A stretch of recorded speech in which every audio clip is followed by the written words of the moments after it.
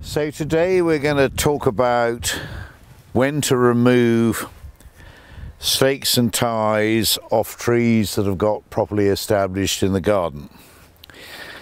And here we're looking at a row, and you can see the row behind me, and you can see the row, actually it's a double row if we look around, with rhododendrons planted in between, of Matsumai cherries from northern Japan.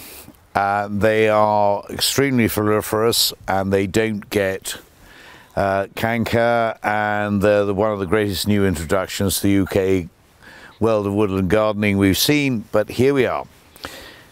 So these were planted 2 years ago, and goodness, they've grown tremendously, but they've all had stakes and ties.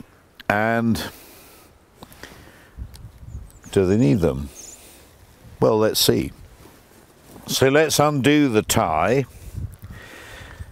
which we put on 2.5 years ago, maybe nearly 3 years ago, and let's release it, and let's see whether this tree is capable of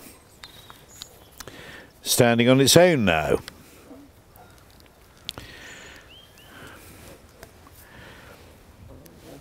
It's pretty firm.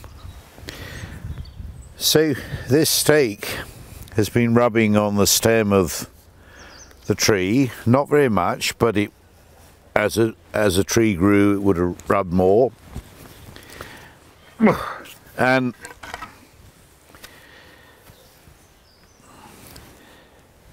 we can see now that this tree is perfectly capable of standing on its own.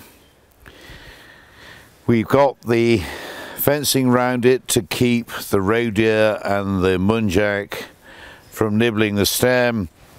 We've got the plastic spiral round the base of the stem to stop mice nibbling the stem, but we'll take that off in a year or two. And here we've got a pretty decent cherry that 2 years on, maybe 3 years on, doesn't need a stake anymore. If we left the stake there, we'd be causing damage to the tree. The tree needs to stand on its own 2 feet. It's clearly doing that. This is nature. Nature needs a bit of help. We're giving it a bit of help, and on we go. And this is normal. And just, you know, look up and down this row of trees, or double row of trees that we planted about 3 years ago. We've taken the rest of the stakes off, and they're looking fine. And in a month's time, we'll show them all flowering away and looking great.